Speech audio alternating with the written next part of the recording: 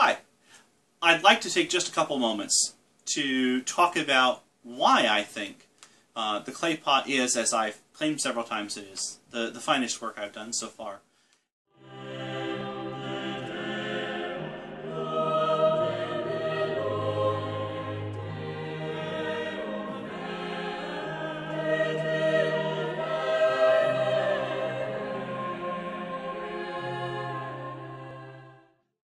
So let me just walk through those really quick. Depth Perception was the first collection I've put together.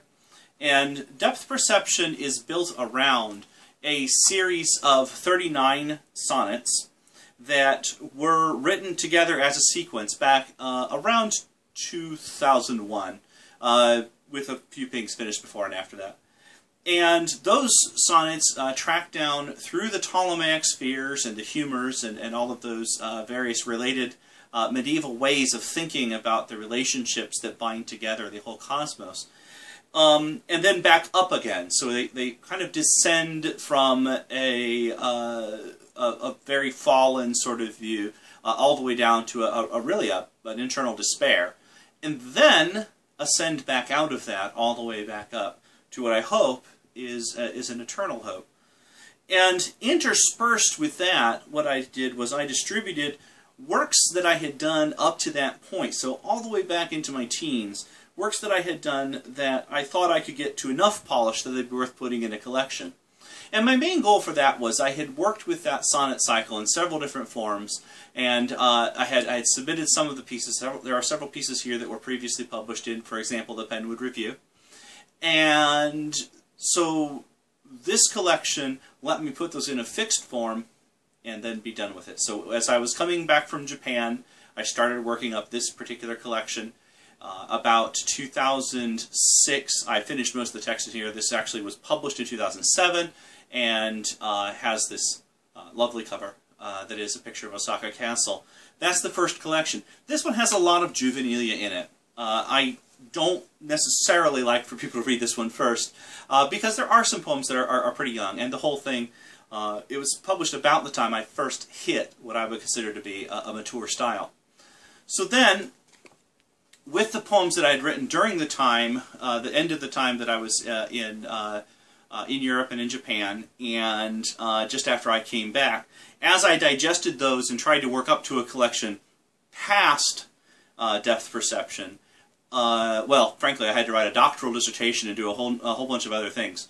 So when I was teaching in Houston, actually, I finally got around to putting together some updated collections, and those were published in 2014 after we'd married and moved here and many other things, in two collections that really were finished almost simultaneously, although almost everything in here is earlier than almost everything in here.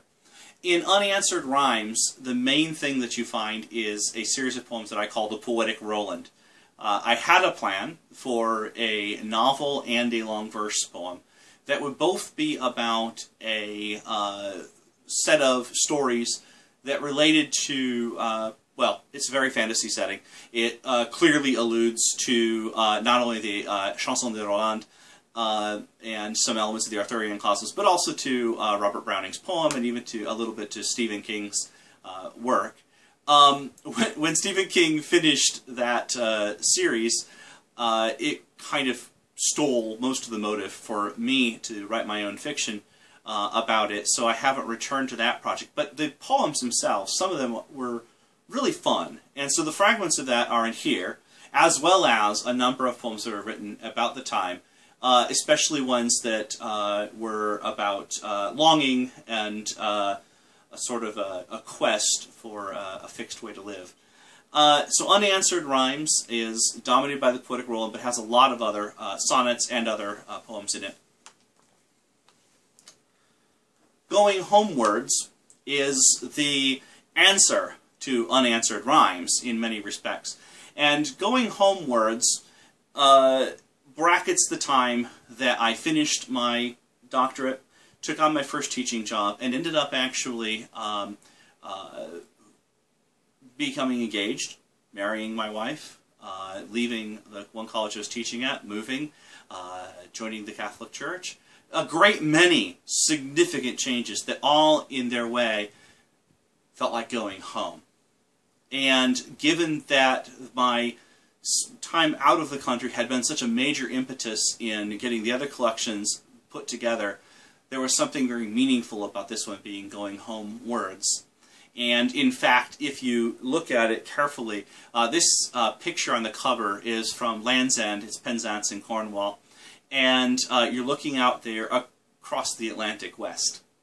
So there's a very real sense in which you're looking home toward where I grew up from there.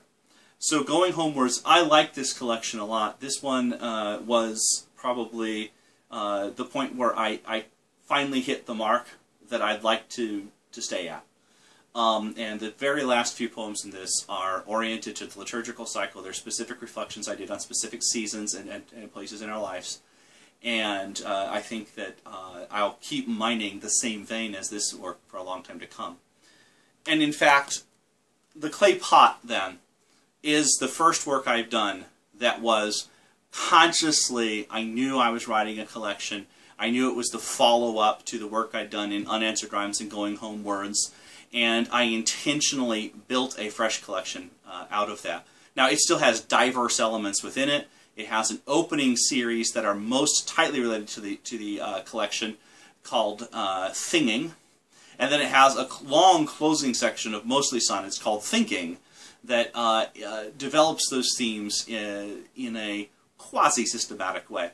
But it also has in it a set of poems from the first time that I started to write systematically, the first time that I was thinking about actually trying to eventually make collections. And in it is a series of those poems from 1995 and some notes on those. And what happens with that, I hope, is that there's a sense of a depth of field. And I've alluded to that with the cover, both the clay pot. This is out in the Great Red Centre of Australia, so you're looking at a rocky conglomerate there. And also, in the most literal way, just to see, that's where I was, this is where I've come. But this poem is definitely dominated by a lot of new works.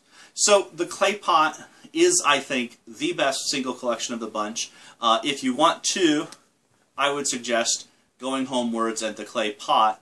Although, then you might think that Going Homewards and Unanswered Rhymes really should go together. And I don't disagree with you. Well, and if you do that, you could have a complete set. Thanks for your time.